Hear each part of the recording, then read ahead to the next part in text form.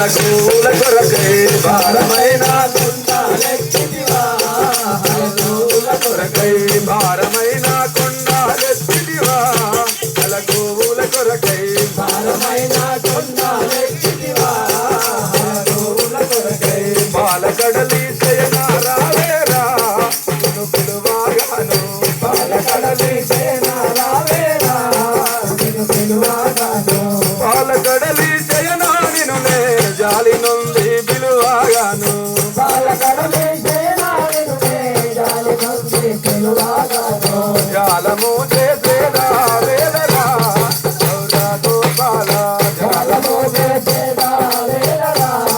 గౌరా గోపాల ఆ కృష్ణ ద్వారకవాస